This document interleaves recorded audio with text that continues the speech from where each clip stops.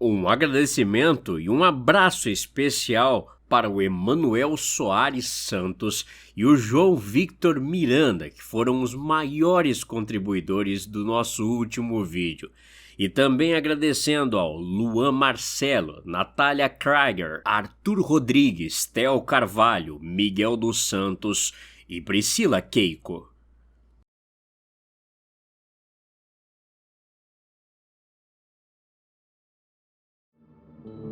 Existem dois mundos dentro da agência espacial. Existe a NASA, que o público conhece, os vídeos no YouTube das missões de lançamento, as camisetas com o logo azul e os sorrisos ensaiados nas coletivas de imprensa. Essa NASA vende o sonho de que o universo é um parque de diversões inofensivo, apenas esperando para ser explorado. E existe a nossa NASA, o subsolo analítico do que chamamos de JPL. Aqui não sorrimos. Aqui somos os primeiros a receber os dados puros das sondas e dos sensores no espaço profundo. E nós sabemos, desde os anos 60, que o universo não é um parque de diversões. É um silêncio hostil, pontuado por radiação mortal e leis da física que rasgam a lógica humana. A minha função específica é a correção de espectro. Ou seja, eu analiso as imagens mandadas pelas naves e ajusto as cores. O público leigo acha que as câmeras da NASA tiram fotos bonitinhas, como o iPhone que você tem no bolso. A verdade é que a maioria das sondas e naves espaciais capta imagens em espectros de luz que os olhos humanos não conseguem enxergar. Elas tiram fotos do calor, da radiação ultravioleta ou do infravermelho. A foto original, na tela do meu computador, parece apenas um borrão de estática cinza e branca. O meu trabalho é pintar essa foto artificialmente. O que é muito quente, eu pinto de vermelho. O que é frio, eu pinto de azul. A gente chama isso de falsa cor. Se você prestou atenção nas notícias nos últimos dias, deve ter visto algumas fotos da superfície da Lua que viralizaram. As fotos mostravam crateras lunares brilhando em cores absurdas, manchas azuis neon, bordas de laranja intenso e rios de vermelho brilhante. Os jornais disseram que a NASA estava lançando o mapa mineralógico mais avançado já feito. Um porta-voz engravatado apareceu na TV e explicou, sorrindo, que a cor azul intensa nas rochas lunares representava alta concentração de minerais de titânio e o vermelho alaranjado era o óxido de ferro. Era uma mentira belíssima e didática. Um conto de ninar vestido de ciência. A poeira lunar sempre foi e sempre será cinza. O titânio puro na rocha lunar não brilha em azul neon nas lentes térmicas, a menos que ele esteja submetido a temperaturas que não existem naturalmente no nosso sistema solar. Aquelas fotos não eram um mapeamento geológico. Aquelas fotos eram o vazamento de um pesadelo. Eu estou escrevendo isso por um servidor blindado e vou descartar esse notebook assim que o e-mail for enviado. Minha carreira acabou e a minha vida, no sentido literal da palavra, está com os dias contados de qualquer forma. Eu estava no turno da madrugada durante a missão Artemis II. A primeira viagem humana para além da órbita da Terra em mais de 50 anos. O plano oficial da missão Artemis II era um sobrevoo. A cápsula Orion, com os 4 astronautas dentro, deveria acelerar em direção à Lua, usar a gravidade do satélite para dar a volta e ser estilingada de volta para a Terra numa trajetória em formato de 8. A fase mais crítica dessa missão acontece quando a nave cruza a linha invisível chamada terminador lunar, a fronteira entre o lado iluminado e o lado escuro da Lua. No momento em que a nave passa para o lado oculto, o lado que nunca fica virado para a Terra, acontece o que chamamos de zona de blackout. Nesse momento, a cápsula com os astronautas fica com a Lua no meio, uma rocha de 3.400 quilômetros de diâmetro. A Lua vira como se fosse uma parede para um sinal de Wi-Fi, só que uma parede bem grossa. É impossível que qualquer sinal de rádio atravesse a Lua. A comunicação com a Terra é cortada completamente. Oficialmente, esse silêncio de rádio estava previsto para durar exatos 45 minutos. Durante 3/4 de hora, a tripulação e a nave voariam completamente sozinhas, engolidas pelo breu mais profundo da história humana. Fácil de acreditar, né? É o que disseram na TV. A verdade é que nós não ficamos cegos no lado oculto da Lua. A NASA nunca deixaria uma tripulação à deriva. Nós temos satélites retransmissores de banda larga secretos orbitando o Polo Sul lunar. Nossa central continuava recebendo a telemetria, o som da cabine e o vídeo bruto da câmera externa apontada para o casco e para a superfície da Lua. No momento em que Orion adentrou a escuridão do lado oculto, o burburinho na nossa sala de controle morreu. A excitação virou silêncio. Nos primeiros minutos, tudo correu como a física determinava. A superfície oculta lunar captada nas câmeras era de um cinza cimento quase negro, pontuada por crateras sem fundo, iluminadas pela pálida luz das estrelas. Mas no 14º minuto de blackout, a cápsula Orion chegou ao ponto de closest approach, o momento do voo em que eles estavam fisicamente mais próximos da superfície lunar, passando quase raspando sobre as cordilheiras gigantes do lado escondido. Foi quando os monitores de saúde dos 4 astronautas da Artemis II começaram a apitar. Na tela da telemetria, eu vi as ondas cerebrais do comandante e da especialista de missão saltarem de um estado de foco calmo para o mais puro pânico. O batimento cardíaco da tripulação disparou para 150 batidas por minuto. Todos eles, ao mesmo tempo.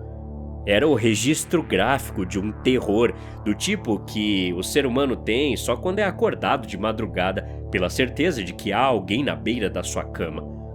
O rádio interno da cabine deles chiou. A voz do comandante, que até então parecia entediada, estalou nas nossas caixas de som no laboratório.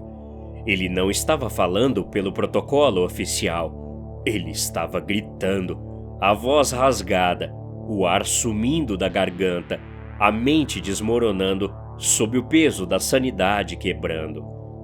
Houston! Houston! Pelo amor de Deus, Houston! A superfície sumiu! A rocha não está mais aqui! Não tem cratera! Parem o sobrevoo! Acionem os reversores! Na sala do JPL, o diretor de voo levantou da cadeira, pálido como cera. Nós cravamos os olhos nas telas que mostravam o vídeo da câmera externa apontada para o chão da Lua. O comandante não estava alucinando por radiação. Ele não teve um colapso nervoso pelo isolamento. O vídeo ao vivo mostrava exatamente o que ele estava vendo da janela. A poeira cinza e as crateras da Lua haviam desaparecido. O chão do lado oculto da Lua, naquelas coordenadas específicas de aproximação máxima, era algo totalmente diferente. E foi aí que entendemos o desespero do comandante. Imagine um espelho perfeitamente plano, polido no grau de precisão que nem os telescópios mais avançados conseguem replicar. Era liso e negro, do tamanho de um continente. Não era vidro, não era gelo. parecia obsidiana purificada ou um material vítreo impossível, mas de uma nitidez que beirava a ficção. Não havia uma única partícula de poeira sobre ele. A escuridão ao redor da superfície espelhada provava que aquilo não era como um simples espelho que refletia o vácuo cego do cosmos. E também, aquilo não deveria refletir nada. A nave e a superfície estavam mergulhadas no escuro absoluto. Mas a superfície imensa de espelho negro estava brilhando.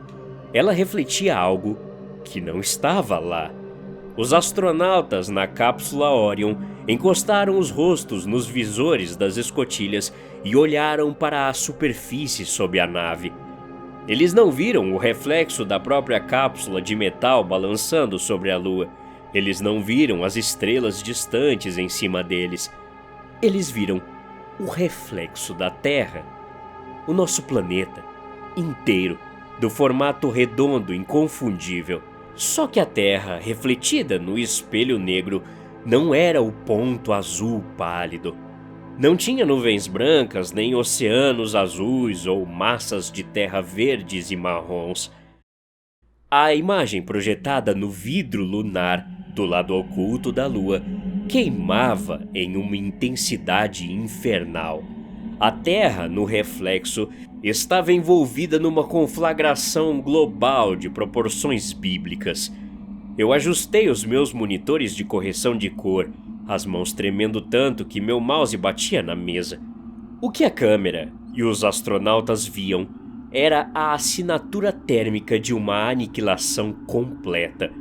Os oceanos inteiros da Terra no reflexo estavam fervendo, exalando vapor num tom de laranja doentio e vermelho brilhante.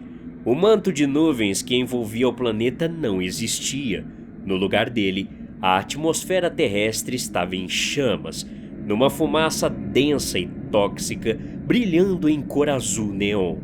Os continentes pareciam fogueiras negras no meio de lava. Aquilo não era a Terra do passado. Não era uma memória do impacto de asteroides que matou os dinossauros.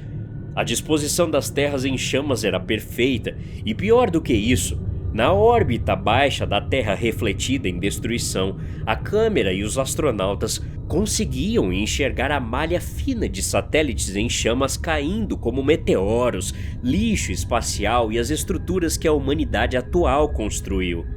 Pessoal, nós estamos vendo o fim. A Terra está morta no espelho. A voz do especialista de missão ecoava na sala, chorando abertamente no canal da nave. Tem corpos na água, a cor dos oceanos. Eles estão vermelhos. Não é alienígena. A radiação não é de bomba. O núcleo da Terra estourou, nós vimos. Acontece amanhã, ano que vem, não sei. Mas isso não é o passado. O comandante puxou a comunicação e gritou de novo. Diretor de voo, nos tirem daqui! Essa radiação está entrando na cápsula. Os escudos térmicos estão avisando um aumento de 200%. O reflexo está emitindo a radiação cósmica para nós. Foi a confirmação que nos quebrou. A imagem da Terra em chamas no espelho lunar não era uma ilusão de ótica bizarra causada pelo Sol ou uma brincadeira da gravidade. Era uma janela temporal que vazava. A Lua não é, na sua essência, um satélite inativo. O lado oculto, que fica constantemente virado para o nada do espaço profundo, age como um filtro magnético cósmico, um prisma bizarro que concentra a luz e o destino do que está à sua frente. A Lua não nos prevê o futuro. A Lua reflete a linha do tempo mais massiva que está colidindo com a nossa. O que os astronautas da Artemis II estavam vendo no vidro obsidiano era o nosso futuro imediato. Eles viram o exato momento em que o núcleo da Terra, instabilizado por falhas geológicas ou por nossas próprias ações nucleares que ignoramos, cedeu e ferveu o oceano no inferno radioativo azul e laranja. e a energia temporal desse evento monstruoso e iminente que estava sendo refletido não era inofensiva. A temperatura visual daquilo estava viva. A visão em si estava emitindo radiação de tão forte. O futuro destruído da Terra queimou um retrato termal direto na crosta espelhada do lado oculto da Lua. A intensidade daquele calor e dessa radiação anômala foi tão violenta, tão brutal, que começou a derreter a própria pedra lunar. Quando a cápsula Orion finalmente ultrapassou as planícies espelhadas e a Lua curvou de volta para a sua topografia normal, os sinais da tripulação se estabilizaram em choque pós-traumático severo. A missão continuou no piloto automático. A comunicação oficial foi restabelecida com atraso programado e na sala de imprensa pública a NASA comemorou o, entre aspas, sucesso absoluto do sobrevoo da Artemis II no lado oculto. Mas esse não é o motivo do meu relato desesperado hoje. Como expliquei antes, a radiação temporal projetada da Terra em chamas bateu no reflexo do lado escuro com tanta força que derreteu o espelho para dentro da rocha. Esse calor e essa assinatura atípica começaram a infiltrar pelo manto interno da Lua, como um ácido letal, silenciosamente comendo as rochas até chegar na camada externa. As fotos chegaram para mim, eu fiz a correção de cor, puxando o contraste do infravermelho e da temperatura, como faço todos os dias há 20 anos. Quando apliquei os filtros, a tela do meu computador iluminou a sala escura do laboratório. À frente da Lua, o lado que a gente vê, que está constantemente virado para a Terra e que nós podemos ver dos quintais das nossas casas, não estava mais cinza nas fotos espectrais. Havia pontos brilhantes que não deveriam estar ali. Rachaduras geológicas na face da Lua estavam emitindo manchas incandescentes nos espectros ultravioleta e termal. As fotos mostravam poças intensas de azul neon radioativo e estrias monstruosas de laranja e vermelho intenso. As cores idênticas, o espectro líquido exato que os astronautas da Artemis II viram refletido na nossa atmosfera, queimando no espelho temporal do lado oculto da Lua. O que acontece é que o reflexo era tão forte do outro lado que essa queimadura temporal varou os milhares de quilômetros de rocha maciça e atravessou para o lado visível da Lua. O retrato do apocalipse da Terra sangrou pela pedra da Lua e manchou o rosto da noite. Nós reportamos isso aos diretores da NASA. O pânico nos corredores superiores do JPL foi sufocado a portas fechadas no mesmo dia.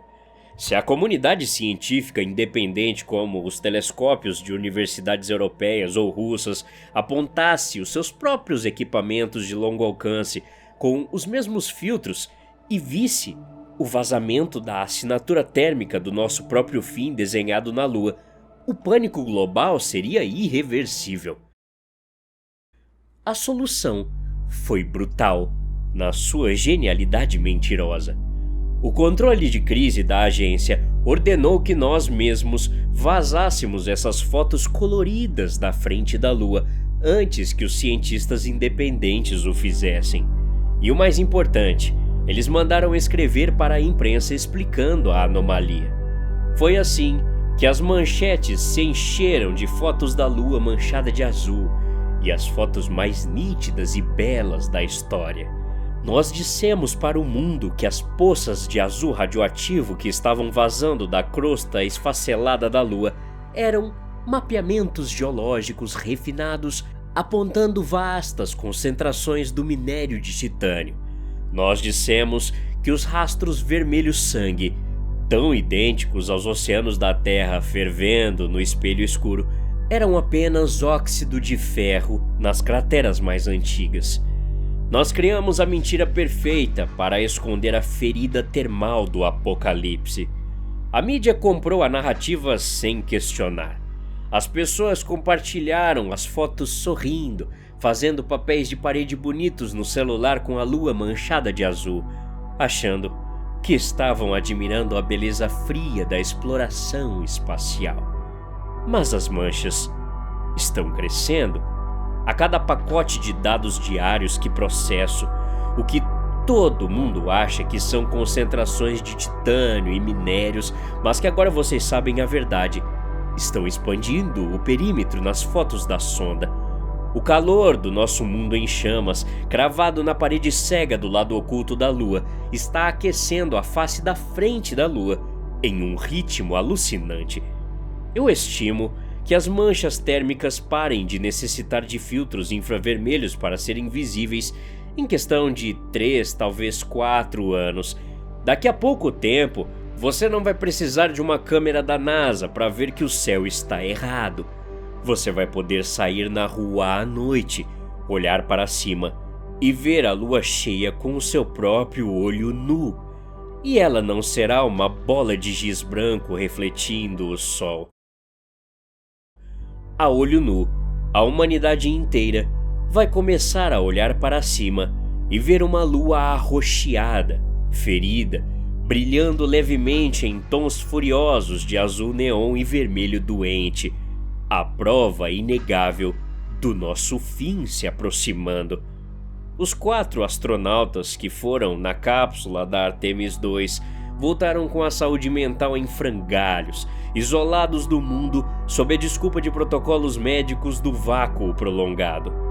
Eles sabem porque a Lua está pintada e manchada nas nossas telas de computador hoje. Eles foram os únicos que bateram na porta cega do universo e viram o reflexo da nossa casa ardendo. E a parte mais terrível, a parte que me faz querer abrir a gaveta da minha mesa agora e acabar com isso, não é que nós vamos queimar um dia e os oceanos vão ferver no horizonte de um cataclismo de energia. A Terra já passou por extinções antes e é apenas pedra girando ao redor de uma estrela média. O que rasga a minha alma no meio é a física do reflexo.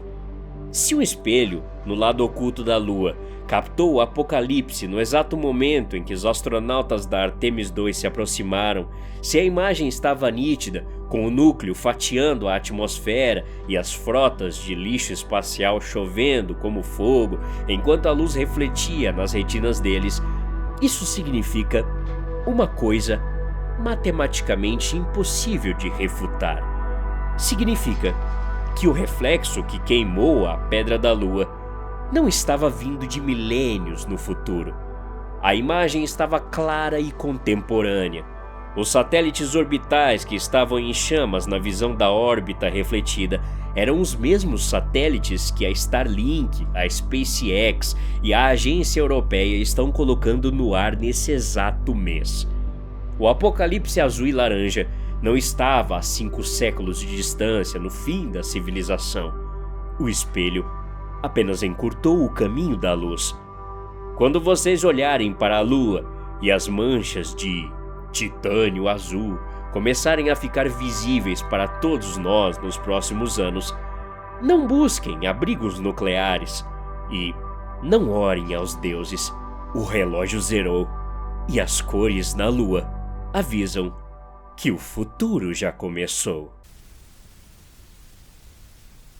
Até a próxima. Obrigado.